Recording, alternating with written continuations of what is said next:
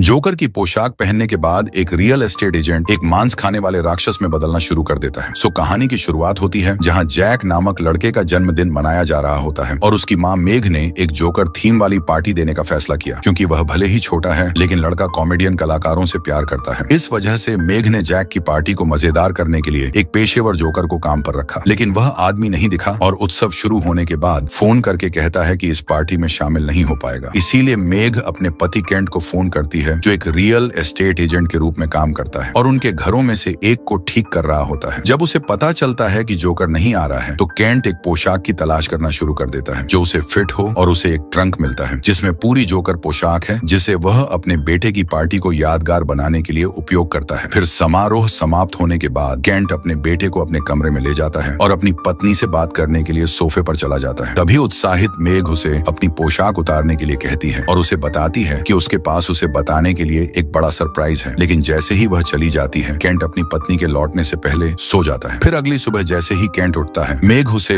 Jack को school ले जाने के लिए बुलाते हुए कहती है कि इसे पहले से ही देर हो चुकी है और उसे नई पोशाक पहनने के लिए कहती है, क्योंकि उसे एक मीटिंग में जाना है। तभी केंट मना करने की कोशिश करता है, लेकिन उसके बेटे को पहले से ही देर हो चुकी है और वह जाने के लिए स्वीकार कर लेता है। जब जैक अपनी कॉफी खत्म करता है तो केंट अपना चेहरा धोने के लिए बाथरूम में जाता है, लेकिन बहुत रगड़ने के बाद भी मेकअप नहीं उतरता है तो केंट समय ने गवाते हुए जैक को स्कूल छोड़ने के लिए चला जाता है। फिर अपने घरों में से एक में जाने का फैसला करता है। जब वह वहां पहुंचता है तो रियल एस्टेट एजेंट उन कर्मचारियों से बात करना शुरू कर देता है जो कालीन हटा रहे होते हैं, लेकिन वह जोकर की पोशाक में होता है, इसलिए कोई उसे पहचान नहीं पाता है। तो अपना परिचय देने के बाद ब्रोकर कर्मचारियों को अंदर ले जाता है और उसका मेकअप हटाने के लिए बाथरूम में जाता है, लेकिन मेकअप अपनी जगह पर ही रहता है और निराश केंट विग और नोज हटाने की कोशिश करता है, लेकिन कुछ भी नहीं निकलता है। फिर परेशान केंट जोकर की पोशाक उतारने की कोशिश करता है, लेकिन वह अपनी पूरी ताकत लगाने के बाद भी इसे नहीं हटा पाता है। तभी केंट दराज से एक ब्लेड लेता है और पोशाक को काटने की कोशिश करता है, लेकिन वह केवल इतना ही कर पाता है कि उसकी कलाई पर एक भयानक घाव हो जाता है। पट्टी बांधने के बाद वह व्यक्ति कमरे में अन्य श्रमिकों के पास जाता है और एक छोटा चेंसो उठाता है और उसे अपनी छाती के पास रखता है और पोशाक को काटने के लिए उसे चालू करता है। हालांकि यह एक बुरा विचार है। आदमी अपनी पूरी ताकत पोशाक को उतारने की कोशिश में लगाता है, लेकिन वह केवल आरी को तोड़ने में कामयाब होता है। फिर निराश केंट हार मान लेता है और घर जाता है। यह देखकर कि उसका पति अभी भी जोकर की पोशाक पहने हुए है तो मेघ पूछती है कि उसने अपनी पोशाक क्यों नहीं उतारी है और केंट उसे वह सब बताता है जो उसे उतारने की कोशिश में उसने सहा था। हालांकि वह उस पर विश्वास नहीं करती है तो मेघ अपने चिकित्सकीय उपकरण लेती है और अपने पति की नाक में लगी लाल गेंद को बाहर निकाल कर की कोशिश करती है, लेकिन गेंद इस तरह फंसी हुई है कि उसके साथ मांस का एक टुकड़ा निकल आता है, जबकि आदमी दर्द में चिल्लाना शुरू कर देता है और कुत्ता उसकी जोकर वाली नाक खा जाता है। इसलिए मेघ उसकी मदद करने के लिए आगे आती है, ये महसूस करते हुए कि विग ने केंट के असली बालों की जगह ले ली है। फिर शोर सुनकर जैक बाथरूम में चला आता है और मेघ को अपने पति को छोड़कर लड़के को बिस्तर पर ले जाना पड़ता है, क्योंकि उसकी नाक पर घाव है। फिर केंट अस्पताल जाता है जहां डॉक्टर उसे पट्टी बांधता है और घर वापस आने पर ब्रोकर को असामान्य रूप से भूख लगने लगती है, लेकिन भले ही वह केक और अन्य भोजन खाता है फिर भी उसका पेट अभी भी गड़गड़ा रहा था। फिर अगली सुबह मेघ जैक को स्कूल ले जाने के लिए उठती है और पाती है कि उसका रसोई घर पूरी तरह से बिखरा हुआ है। साथ ही उसके पति का एक नोट भी है जिसमें कहा गया है कि वह पता लगाने जा रहा है कि उस घर में क्या हो रहा है जहां उसे पोशाक मिली थी। तभी केंट कंपनी को कॉल करता है और अपने सचिव से रिकॉर्ड की जांच करने के लिए कहता है कि इस संपत्ति का मालिक कौन है, लेकिन जब वह महिला से बात कर रहा होता है तो उसे पता चलता है कि पोशाक की पेटी जंजीर से बंधी हुई है और वह खुद कागजी कार्रवाई की जांच करने का फैसला करता है। जब वह कार्यालय पहुंचता है तो केंट एक फाइल लेता है और दस्तावेज पढ़ने के लिए कैफेटेरिया में जाता है और पाता है कि मार्टिन कार्लसन पिछले मालिक का निधन हो गया है। वह इस बारे में सोच रहा था कि क्या किया जाए। तभी केंट ने देखा कि एक बच्चा उसे देख रहा है और उसका पेट और भी ज्यादा गर्जना शुरू कर देता है, भले ही उसने अभी अभी कई व्यंजन खाए हों। फिर केंट एक हेलोवीन पोशाक की दुकान में जाता है और एक आदमी का नंबर प्राप्त करता है जिसका उपनाम मार्टिन है। फिर कुछ समय बाद केंट उसे नंबर पर कॉल करता है क्योंकि वह पोशाक के बारे में बात करना चाहता था, लेकिन किसी कारण से दूसरी तरफ का आदमी डरा हुआ था और वह पोशाक को न छूने की विनती करता है, लेकिन केंट चौंक कर कहता है कि वह पहले से ही पहन चुका है और आदमी तुरंत उसे अपने घर का पता देते हुए और उसे वहां आने के लिए करता है। फिर कुछ समय तक गाड़ी चलाने के बाद रियल एस्टेट एजेंट उस स्थान पर पहुंचता है और उसे घर के पूर्व मालिक के भाई बर्ट कार्लसन से मिलता है, जो अपना परिचय देने के बाद उसे एक कप चाय देता है और पोशाक की उत्पत्ति के बारे में थोड़ा समझाता है और कहता है कि उसने और उसके भाई ने इसे एक असफल जोकर के लिए बनाया था। तभी जिज्ञासु केंट पूछता है कि वे पोशाक कैसे उतारेंगे और बर्ट उसे जोकर की उत्पत्ति के बारे में थोड़ा बताते हुए जवाब देता है कि यह सफेद त्वचा और लाल नोज वाला एक प्राणी था जो कि बर्फीले पहाड़ों में अपना पेट भरने के लिए रहता था। जोकर अपनी गुफा में 5 बच्चों को फुसलाकर ले जाया करता था और सर्दियों के हर एक महीने में एक को खा जाता था। अब यह कहानी भुला दी गई है और जोकर ऐसा कुछ बन गया है जिसे ज्यादातर बच्चे पसंद करते हैं। तभी अचानक केंट को चक्कर आने लगता है और वह पूछता है कि वह उसे यह क्यों बता रहा है, लेकिन बर्ट के जवाब देने से पहले ही वह बेहोश हो जाता है और कुछ समय बाद केंट जाग जाता है तो ड्रेस निर्माता उसे बताता है कि चाय से उसे काफी देर तक सोना चाहिए और बर्ट फिर कहता है कि उसके शरीर के अंगों को काट देना ही राक्षस को रोकने का एकमात्र तरीका है। ये सुनकर केंट निराश हो जाता है और आखिरी क्षण में अपने बंधनों से आजाद हो जाता है, लेकिन बर्ट की ब्लेड की चपेट में आ जाता है जो उसके कंधे में फंस जाता है। तभी क्रोधित होकर रियल एस्टेट एजेंट उसके शरीर से ब्लेड निकालता है और उसे बर्ट पर वापस फेंकता है। तभी उसे संभालता है और हाथ में से रिवॉल्वर से उसे निहत्था करने में कामयाब हो जाता है। फिर केंट उसे पूछता है कि वह क्या करना चाहता था और बर्ट उसे जवाब देता है कि यह पोशाक नहीं बल्कि राक्षस की खाल है। तभी बिना यह जाने कि इसका मतलब क्या है, रियल एस्टेट एजेंट वापस घर चला जाता है और मेग को बताना शुरू करता है कि क्या हुआ था और उसे पुलिस को बुलाने के लिए कहता है और अपने कंधे पर ब्लेड से बने घाव के बारे में बात करता है। और हताश केंट उसे बताता है कि बर्ट सोचता है कि वह एक राक्षस है और अपनी पत्नी से किसी को न बताने की विनती करता है क्योंकि सभी सोचेंगे कि वह पागल है, लेकिन बिना कुछ महसूस किए वह सब कुछ बता देता है क्योंकि उसे पता नहीं होता है कि मेग का परिवार जो सोफे पर बैठे सब कुछ सुन रहा था और वह सभी उस पर विश्वास नहीं है। तभी उसका ससुर पूछता है कि केंट की समस्या क्या है और उसे आदेश देता है कि वह अपनी बेटी को जाने दे ताकि यह साबित हो सके कि वह सच कह रहा है। तभी केंट अपने कंधे पर घाव दिखाने का फैसला करता है और सभी को बर्ट को देखने के लिए ले जाता है जो उसकी कार में कैद था, जिससे परिवार को लगता है कि उसने एक निर्दोष व्यक्ति को पकड़ लिया है और उनको लगता है कि यह एक मजाक है। तभी मेग का भाई उसकी जोकर विग उतारने की कोशिश करता है, लेकिन केंट उसका हाथ तोड़ देता है जिससे उसकी पत्नी और उसका बेटा डर जाता है जो खिड़की से देख रहे था ताकि उन्हें और अधिक डर न लगे। केंट वहां से निकलने का फैसला करता है और बर्ट के साथ पुलिस स्टेशन जाने लगता है, लेकिन आधे रास्ते में वह बदलने लगता है और उसके हाथ और पैर की उंगलियां बहुत लंबी हो जाती हैं। तभी यह महसूस करते हुए बर्ट आगे कूद रहा है और हथकड़ी का उपयोग करके केंट की गर्दन को कसता है जिससे वह कार पर नियंत्रण खो देता है और एक दीवार से टकरा जाता है। दुर्घटना के बाद ब्रोकर पूरी तरह सुरक्षित वाहन से बाहर निकलता है और बर्ट को बाहर खींचता है और उससे पूछता है कि वह ऐसा क्यों कर रहा है जबकि वह घायल है, लेकिन तभी बर्ट उससे कहता है कि उसे अपनी जान ले लेनी चाहिए इससे पहले कि बहुत देर हो जाए और फिर बेहोश हो जाता है। तभी अचानक केंट एक कार में 2 बच्चों को देखता है जो मदद करने के लिए रुकी है, जिन्हें देख उसका पेट गर्जना शुरू हो जाता है जिससे उसे एक प्रकार का भ्रम हो जाता है जिसके कारण वह जंगल में भाग जाता है और पास के शिविर में एक लड़का बर्तन धोने के लिए ले जा रहा था। तभी केंट अपने पेट में गुर्राहट सुनता है और चारों ओर देखने पर लड़का केंट से मिलता है जो पूछता है कि क्या उसके पास खाने के लिए कुछ है या नहीं, लेकिन वह कुछ भी जवाब नहीं देता है। लड़का स्काउट होने के नाते 2 बार नहीं सोचता है और अजनबी को देने के लिए अपनी जेब से एक कुकी निकालता है, लेकिन जब वह करीब आता है तो केंट युवक की बांह पकड़ लेता है और एक ही बार में उसकी उंगलियां काट देता है। अगली सुबह मेग स्कूल के प्रिंसिपल के पास जाती है और उनसे केंट को जैक को न ले जाने के लिए कहती है। अनुरोध करने के बाद मेग अपने बेटे को अलविदा कहती है और चली जाती है, लेकिन कोल्टन और अन्य छात्र मेग को जैक को चूमते हुए देख लेते हैं और लड़का पहली बार बदमाशों का निशाना बन जाता है। तभी केंट को पता चलता है कि उसके मूल दांत गिर रहे हैं और वह अपने आप को खत्म का फैसला करता है। फिर अपने घरों में से एक में छिपने के लिए जाता है। जैसे ही वह दरवाजा खोलता है, केंट का स्वागत एक लड़के द्वारा किया जाता है जो उससे बात करना शुरू कर देता है, जिससे उसका पेट जोर से गर्जना शुरू कर देता है। हालांकि वह बहुत भूखा था, फिर भी केंट ने लड़के को दूर रहने के लिए कहा और खुद को घर के अंदर बंद कर लिया और दरवाजे के सामने बैठकर घर में प्रलोभन का विरोध करने की कोशिश की और घर में मेघ उस कुत्ते को नियंत्रित करने की कोशिश कर रही है जो केंट की नाक खाने के बाद पागल हो गया है। तभी अचानक उसे अपने पति से एक कॉल आता है जो कहता है कि वह जो कुछ भी हो रहा है उसके लिए उसे खेद है। फिर अंत में आदमी कहता है कि यह एकमात्र तरीका है और कॉल समाप्त करता है, जिससे मेघ और भी ज्यादा चिंतित हो जाती है और फोन रखने के बाद केंट सब कुछ खत्म करने के लिए रिवॉल्वर का इस्तेमाल करता है और 2 बार बिना सोचे गोली चला देता है, लेकिन कुछ सेकंड के बाद बेहोश होकर वह जागता है जैसे कि कुछ भी नहीं हुआ था, क्योंकि यह तरीका काम नहीं करता है। तो रियल एस्टेट एजेंट एक निर्माण स्टोर में जाता है और कुछ आरी और साथ ही घर में कुछ अन्य सामग्री खरीदता है और दूसरी ओर मेघ अपने पति के पीछे जाने का फैसला करती है और वह जहाँ छिपा हो सकता है वहाँ उसकी तलाश में विभिन्न संपत्तियों में जाती है जहाँ वह छिपा हो सकता है। जब वह खोजती है तो दूसरी ओर केंट एक बाजार गैम्बिट सेट करता है जिसमें 2 आरी एक दूसरे के सामने रखता है और एक कुर्सी पर बैठता है और ब्लेड में सिर के बल गिरता है, लेकिन कुछ नहीं हो पाता है। फिर थोड़ी देर बाद अपनी हिम्मत जुटाने की कोशिश करते हुए आदमी अपना संतुलन खो देता है और आरी पर गिराते हुए बगल में गिर जाता है और पूरी तरह से सही सलामत बाहर निकलता है। उसी समय लड़का यह देखने के लिए घर में प्रवेश करता है कि क्या वह ठीक है, और टूटे हुए ब्लेड के एक हिस्से से टकरा जाता है और बेजान होकर जमीन पर गिर जाता है। पहले तो दोषी महसूस करने के बावजूद केंट का पेट जल्द ही गर्जना शुरू कर देता है और वह अपना पहला विचित्र भोजन करता है, ये न जानते हुए कि उसका पति क्या खा रहा है। मेघ घर पर आती है और दरवाजा खोलना शुरू करती है ताकि पता न चले, लेकिन केंट उसे दरवाजा न खोलने के लिए कहता है और महिला उसे शांत करने के लिए वह सब कुछ करती है और उसे बताती है, मैं तुम्हें घर ले जाने आई हूँ। जब केंट जवाब नहीं देता है तो मेघ कहती है कि उसे उसकी जरूरत है और बताती है कि वह गर्भवती है और कहती है कि यही वह बात है जो वह उसे उस दिन बताने जा रही थी जब उसने पोशाक पहनी थी। जिसे सुनकर केंट दरवाजा खोलता है और मेघ से उसे ले जाने के लिए कहता है और तहखाने में केवल लड़के की हड्डियां छोड़ देता है। तभी केंट उसे बताता है कि वह बदल रहा है और अपनी पत्नी से उसे जंजीरों में बांधने के लिए कहता है और कहता है कि उसे किसी भी हालत में उसे बाहर नहीं आने देना चाहिए। फिर अपने पति को बांधने के बाद मेघ समझना चाहती है कि क्या हो रहा है और बर्ट की पुस्तक पढ़ना शुरू करती है, जिसमें कार्लसन भाइयों के बारे में एक शीर्षक और बर्ट की एक जोकर पोशाक पहने हुए तस्वीर मिलती है। वह जानना चाहती है कि वह इसे हटाने में कैसे कामयाब रहा। फिर मेघ अस्पताल में ड्रेस निर्माता के पास जाती है और सवाल पूछना शुरू करती है क्योंकि वह बोल नहीं सकता है। इसीलिए आदमी एक नोटबुक में लिखता है कि केंट कहाँ है और साथ ही कहता है कि वह एकमात्र व्यक्ति है जो उसकी मदद कर सकता है। लेकिन महिला सच नहीं बताना चाहती थी कि वह कहाँ है और बर्ट उसे केंट पर भरोसा न करने के लिए कहता है और उसे जवाब देने से इनकार कर देता है। गुस्से में मेघ पूछती है कि उसे पोशाक कैसे मिली और उसे वह फोटो दिखाती है जो उसने पाई थी, लेकिन यह बर्ट को परेशान कर देता है और नर्स उसे बाहर जाने के लिए कहती है। फिर अधिक पता लगा के लिए मेघ उस घर में जाती है जहाँ केंट ने सूट पाया था और एक कुर्सी पर इशारा करते हुए एक कैमरा ढूंढती है जिसमें हथकड़ी लगी हुई है, जबकि महिला रिकॉर्डिंग का विश्लेषण करती है और दूसरी ओर जैक स्कूल में अपने पिता के बारे में सोचते हुए रो रहा था। तभी कोल्टन जैक के पास जाता है और उसे चिढ़ाना शुरू कर देता है और उसके माता पिता का अपमान करता है, जबकि वह गुस्से में जैक के चेहरे पर लगाने के लिए अपने हाथ में गोंद भरता है। तभी जैक बदमाश के हाथ काटता है और नियत समय से पहले वापस घर भागना शुरू कर देता है। शहर भर में दौड़ने के बाद जैक घर आता है और अपनी माँ की तलाश करता है। जब मेघ घर में नहीं मिलती है तो वह चारों ओर तलाश करता है। तभी जैक को तहखाने में से आवाज आती है, जिसे सुनकर लड़का नीचे जाता है और केंट को जंजीरों से बंधा हुआ पाता है, बिना यह एहसास किए कि यह अब उसका पिता नहीं है। लड़का उसके पास जाता है और उसे स्कूल में बदमाशों के बारे में बताता है कि कोल्टन उसके चेहरे पर गोंद रगड़ना चाहता था। तभी मेघ भी घर पर वापस आकर रिकॉर्डिंग देखती है जिसमें जोकर की पोशाक पहने हुए किसी व्यक्ति को इधर उधर भागते हुए देखती है और मेघ कैमरा घर ले जाने का फैसला करती है जब उसे एक दोस्त का फोन आता है जो जैक को स्कूल से लेने वाला था। लेकिन जैक स्कूल में नहीं था, जिसे भ्रमित होकर महिला अपने घर जाती है और अपने बेटे को ढूंढना शुरू करती है तो उसे लिविंग रूम में सुरक्षित पाती है। फिर भी डरी हुई महिला पूछती है कि जैक ने स्कूल क्यों छोड़ा और उसके पिता कहाँ हैं। तभी केंट कोल्टन के घर पे जाता है जहाँ वह अपने दोस्तों के साथ कॉल पर हेलो गेम खेल रहा था। जब वह अपने पीछे किसी को देखता है, लड़के ने अपने दोस्तों को एक घुसपैठिए के बारे में चेतावनी दी और एक अजनबी की तलाश में खुद का बचाव करने के लिए ननचाकू लेने चला गया। कोल्टन केंट को ढूंढता है और पूछता है कि क्या जैक वहाँ है, क्योंकि जोकर कॉल पर दोस्तों में से एक के पास आता है जो इस बारे में बात करता है कि कोल्टन गोंद के साथ क्या करना चाहता था, ये पुष्टि करते हुए कि लड़का वास्तव में जैक को परेशान करता है और अगले दिन उसे मारने की योजना बना रहा था। यह सुनकर जोकर कोल्टन की गर्दन पर कूदता है और उसे क्रूरता से खा जाता है और उसका दिल मेघ टेलीविजन पर फेंक देता है और दूसरी ओर मेघ अपने बेटे के साथ बाहर जाने के लिए पैकिंग शुरू करती है। जब उसे पता चलता है कि उसका कुत्ता पागल हो गया है, ठीक वैसे ही जैसे केंट है, लेकिन जैसे ही वह उन्हें खाने वाला होता है तभी बर्ट प्रकट होता है और कुत्ते को मार देता है। अपने कुत्ते को जान गंवाते देख महिला सदमे में आ जाती है और बर्ट को उसे आश्वस्त करना पड़ता है कि केंट कहाँ है, लेकिन उसे भी नहीं पता है। तभी बर्ट उसे सूट के बारे में सच्चाई बताता है कि उसे यह आइसलैंड से एक शिपमेंट में अपने स्टोर में दुर्घटनावश मिला था। आदमी ने पोशाक को किसी सर्कस को बेचने से पहले अपने स्टोर से गुजरने वाले किसी भी अन्य उत्पाद की तुलना में एकदम सही स्थिति में पाया था। बर्ट पोशाक का अच्छा उपयोग करना चाहता था और उसने अस्पताल में बच्चों को खुश करने के लिए एक जोकर की पोशाक पहनने का फैसला किया, जहां मार्टिन ने इलाज ढूंढने का वादा किया था। वादे के बाद बर्ट बेहोश हो गया और कुछ दिनों बाद ही बिना पोशाक के और अभिशाप के टूटने के बाद होश में आया, जबकि उसका भाई प्रेतग्रस्त था। मार्टिन ने अस्पताल से 5 बीमार बच्चों को लिया और उन्हें शैतान को दे दिया, आइसलैंडिक सर्दियों के प्रत्येक महीने के लिए एक। जब उसे वह मिल गया जो वह चाहता था तो दानव ने बर्ट की कल्पना को हटा दिया और उसे उसके बाद अपना जीवन जीने दिया। बर्ट ने अगले कुछ साल अभिशाप को तोड़ने का तरीका सोचने में बिताए, जबकि मार्टिन ने कहानी सुनने के बाद अंत तक पोशाक की रक्षा की। मेग कहती है कि उसका पति किसी को खा नहीं पाएगा और बर्ट उसे स्काउट की उंगलियां दिखाता है जिसे उसने फिर से ऐसा होने से रोकने के लिए काट दी थी। फिर बर्ट पूछता है कि केंट कहाँ गया और जैक उसे यह बताने के लिए आया कि उसके पापा कोल्टन के पास गया है। फिर मेग जैक को अपने पिता के घर ले जाती है और बिना कोई और स्पष्टीकरण दिए गाड़ी चलाकर चली जाती है। फिर कोल्टन के घर पर दोनों पहुंचते हैं और केंट का कोई निशान नहीं पाते हैं। वहां केवल लड़के का आंशिक रूप से भस्म हुआ शरीर पाते हैं। तभी संभावित स्थानों के बारे में सोचते हुए जहां वह हो सकता है, तभी मेग को याद आता है कि उसके पास में एक ऐसी चीज है जिसे हमें उसका पता लगा सकते हैं। और जब वे उस स्थान पर पहुंचते हैं तो उसे खोजने के लिए वहां जाने का फैसला करती है। मेग बर्ट को कार में इंतजार करने के लिए कहती है और अपने पति को रेस्तरां के अंदर उसके पास लाने का वादा करती है। तभी एक लड़का अपने छोटे भाई की तलाश में एक सुरंग में प्रवेश करता है और वह उस जगह के चारों ओर रेंगता है। तभी उस लड़के को खून और हाथ के निशान से ढका हुआ एक हिस्सा मिलता है, लेकिन वह अभी भी डर महसूस नहीं करता है और अपने भाई की तलाश जारी रखता है। तभी लड़का देखता है कि केंट पूरी तरह से उसके भाई को निगलने की कोशिश कर रहा है। जैसे ही वह यह दृश्य देखता है, युवक जोकर का ध्यान भटका देता है ताकि उसका छोटा भाग सके, लेकिन अंत में वह उसे निगल लेता है, जिससे उसका खून स्लाइड से नीचे बहने लगता है और अन्य परिवार सतर्क हो जाते हैं, जो हताश होकर इधर उधर भागने लगते हैं। तभी मेग अपने पति की तलाश जारी रखती है, लेकिन उसे बर्ट द्वारा रसोई घर में खींच लिया जाता है। वह आदमी उसे फर्श पर कुछ खून के निशान दिखाता है और उसे महिला को सीधे उस स्थान पर ले जाने के लिए कहता है जहां केंट उलझन में है। वह आदमी पूछता है कि क्या हुआ। तभी मेग कहती है कि वे वहां मदद कर रही हैं, जबकि युगल बात कर रहे हैं। तभी वहीं पर बर्ट प्रकट होता है और एक कुल्हाड़ी से केंट का सिर काटने की कोशिश करता है, जिससे वह पागल होकर अपने प्रेतग्रस्त रूप में वापस आ जाता है और बर्ट को गिरा देता है और लगभग उसे खा जाता है। लेकिन मेग उसे किसी कारण से ऐसा न करने की विनती करके उसे रोकने में सफल हो जाती है और केंट उसे एक मौका देने का फैसला करता है और कहता है कि अब केवल एक बच्चा बचा है जिसे उसे खाना है और उससे कहता है कि उसे एक देना होगा, अन्यथा जैक उसका आखिरी शिकार होगा। तभी पुलिस आती है और मेग रेस्तरां छोड़ देती है और बर्ट को पुलिस द्वारा पकड़ लिया जाता है क्योंकि बाहर मुख्य संदिग्ध वहीं था। तभी मेग अपने पिता को फोन करती है और उसे जैक के साथ भाग जाने के लिए कहती है, जबकि उसके पिता पूछते हैं कि क्या हो रहा है। तभी महिला एक खोए हुए बच्चे को देखती है और उसे लेने के लिए कॉल समाप्त करती है, लेकिन जैसे ही वह उसे पकड़ डांटने वाली होती है, तभी लड़के की माँ प्रकट होती है और उसे गले लगा लेती, यह नहीं जानती कि क्या करना है। फिर मेग अपनी कार के पास जाती है और रेडियो सुनना शुरू करती है। जब एक लड़की उसकी खिड़की पर सवारी के लिए दस्तक देती है, इसलिए वह मौका बर्बाद नहीं करना चाहती। महिला कहती है कि वह मदद करेगी और लड़की की नींद का फायदा उठाते हुए उसे नियत स्थान पर ले जाने के लिए गाड़ी चलाना शुरू कर देती है। जब वे अपने गंतव्य पर पहुंचते हैं तो तभी मेघ लड़की को जगाती है और उसे कार से बाहर निकलने के लिए कहती है, लेकिन लड़की डर जाती है और खिड़की पर पीटना शुरू कर देती है। तभी एक पुलिसकर्मी प्रकट होता है और लड़की से बात करने के लिए इंतजार करने के लिए कहता है और महिला हैरान है कि राक्षस क्यों नहीं दिखाई दिया है और इस निष्कर्ष पर पहुंचती है कि वह जैक के पीछे चला गया है। फिर शहर में वापस ड्राइविंग करते हुए अपने पिता से बात करने की कोशिश कर रही है, क्योंकि वह उसकी कॉल का जवाब नहीं देते हैं। इसीलिए वह अपने घर चली आई और अपने गंतव्य तक पहुंचने के लिए शहर को पार करती है। वहां महिला अपने पिता से मिलती है और समझाना शुरू करती है कि क्या हो रहा है, लेकिन जब वे बात कर रहे होते हैं तो जोकर प्रकट होता है और एक ही झटके में उसके पिता का जबड़ा फाड़ देता है। अपने पिता को अपनी आंखों के सामने अपनी जान गंवाते देखने के बाद मेघ गैरेज की ओर भागती है और राक्षस के प्रकट होने की प्रतीक्षा करते हुए खुद का बचाव करने के लिए एक हथौड़ा पकड़ लेती है। तभी जैक सीढ़ियों से नीचे उतरने लगता है और महिला उसे वापस ऊपर जाने का संकेत देती है। लड़के के जाने के बाद जोकर प्रकट होता है और चेहरे पर एक हथौड़ा लेता है। फिर भी जोकर मेघ को काबू करने में कामयाब हो जाता है और इस तथ्य का फायदा उठाते हुए कि वह भाग नहीं सकती है, उसका पैर कार से दबा देता है और बच्चे को अपने पेट से बाहर निकालने की कोशिश करता है, क्योंकि राक्षस व्यस्त है। तभी मेघ जैक को भागने के लिए चिल्लाती है और वह बंद निकास द्वार की ओर भागता है, जिसे उसे खून की प्यास के साथ सीढ़ियों के नीचे छिपने के लिए मजबूर करता है और मेघ उसके पीछे जाती है एक चाकू के साथ और उसे हथियार से रोकने के प्रयास में उस पर कई बार वार करती है और महिला दानव की गर्दन काटने में कामयाब हो जाती है, लेकिन यह उसे खत्म करने के लिए पर्याप्त नहीं है और जोकर मेघ के कंधे से एक टुकड़ा फाड़ देता है और तुरंत बाद उसे अलमारी के सामने फेंक देता है। अब जबकि महिला बेहोश है, जोकर अपने बेटे की खोज करता है और उसके छिपने की जगह ढूंढ लेता है, लेकिन जगह बहुत छोटी है और दानव यह सोचकर दूर चला जाता है कि उसने हार मान ली है। तभी जैक निकलने की कोशिश करता है। उसी वक्त राक्षस फिर से प्रकट होता है और कुछ ईंटों के साथ निकास को ढक देता है। बाहर निकलने का एकमात्र रास्ता बंद हो गया है। तभी अंडरग्राउंड से जोकर सीढ़ी तोड़ देता है और उसे ऊपर से पकड़ने की कोशिश करता है, लेकिन मेघ समय रहते जाग जाती है और प्राणी के गले में एक जंजीर बांध देती है, क्योंकि वह जैक तक पहुंचने के लिए संघर्ष करता है। तभी राक्षस लगभग अपना ही सिर फाड़ देता है और बहुत कमजोर हो जाता है। फिर मेघ हथौड़ा लेती है और अंतिम प्रहार करने के लिए तैयार होती है। जब केंट राक्षस के अंदर से बोलता है और उससे मदद मांगता है, यह सोचकर कि वह अभी भी उसे बचा सकती है, तभी महिला जैक से किताब और कुछ और जंजीरें लेने के लिए कहती है, लेकिन लड़का यह कहकर मना कर देता है कि यह उसका पिता नहीं है। यह महसूस करते हुए यह काम नहीं किया है। फिर राक्षस एक बार फिर उन पर हमला करने की कोशिश करता है और एक हथौड़े से इतना जोरदार प्रहार खाता है कि उसका सिर उसके शरीर से अलग हो जाता है, जिससे भारी मात्रा में रंगीन खून तुरंत बाहर निकलता है और वह राहत महसूस करते हुए अपने बेटे को गले लगाती है और माफी मांगना शुरू करती है। तभी दानव जैक के पैर को पकड़ लेता है और महिला अपने हाथ से अंतिम तंत्रिका अंत को चीर कर निकाल देती है और जोकर का शरीर घुलना शुरू हो जाता है। केवल केंट का सिर और पोशाक पीछे रह जाती है। इन सभी अपराधों के बाद पुलिस जांच शुरू करती है और केंट की सारी चीजें सबूत के तौर पर ले लेती है, जिसमें सूट भी शामिल है। सो इसी सस्पेंस के साथ ये कहानी यहीं पर समाप्त होती है।